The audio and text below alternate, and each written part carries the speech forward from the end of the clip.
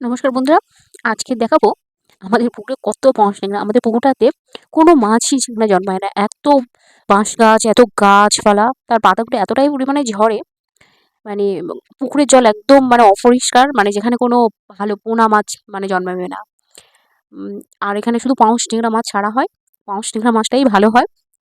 অন্য কিছু বাজে খাবার কিন্তু দেওয়া হয় না। অনেকে মুরগি মরা বা অন্য কিছু দেয় ওর খাদ্যের জন্য। আমরা কিন্তু এখানে কিছু শুধু এমনি আমরা যেরকম ঘরে বাসন-টাসন মাজি, ভাত, পান এগুলো নষ্ট হয় তো সেগুলোই পুকুরেই দিই। সেইগুলোই খায়, মাছগুলো খেয়ে বড় হয়।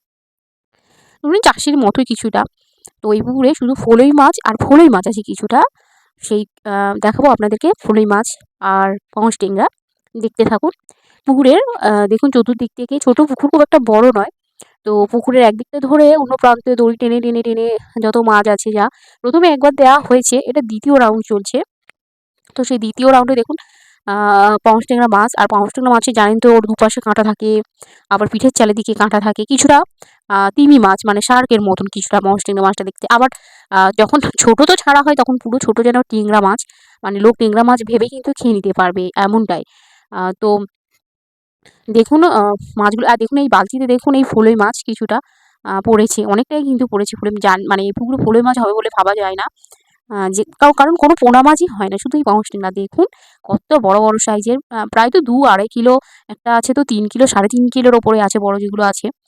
আর দেখুন মাছগুলো একদম একদম ফ্রেশ। আর এই মাছের কাঁটা থাকার জন্য একটার গায়ে তো একটা লেগে এমনি থেকেই তো রক্ত টক্ত বার হয়ে যায়, ওই জন্য কেমন একটা লাগছে। তবে অনেকে এই মাছ খায়, আবার অনেকে এই মাছ খায়ও না।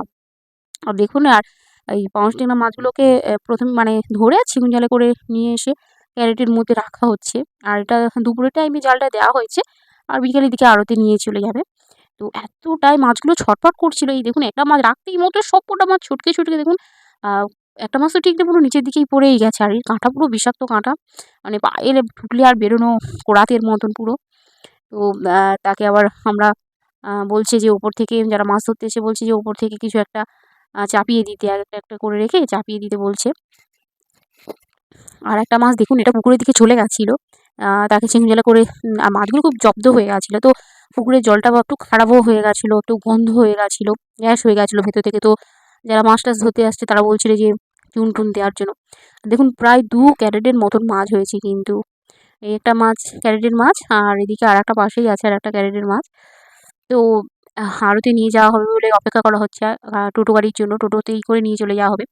আর এটা ছিঙে জালে দেখুন, এটা তো 3 কিলোর ওপরেই তো অবশ্যই মাছটা।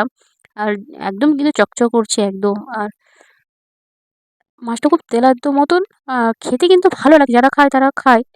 একটু তেল তেল ভাব, আর এর চামড়াটা প্রচণ্ড তেলাদ্দ। আর খুব সামান্য তেলেই কিন্তু এটা খুব মাছটা ভাজা হয়। অল্প তেলেই কিন্তু মাছ ভাজবে, দেখবেন তেল একদম চর্বিযুক্ত মাছ তো পুরো তেল তেল উঠবে কড়ার মধ্যে।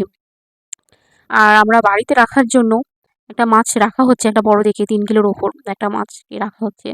তাই ওজন করে করে দেখাচ্ছি যে কোন মাছটা সবথেকে হাইয়েস্ট বড়। তো দেখুন ওই লেচে করে দড়ি দিয়ে আর মাপা হচ্ছে মাছটাকে, যে মাছটা কতটা বড়।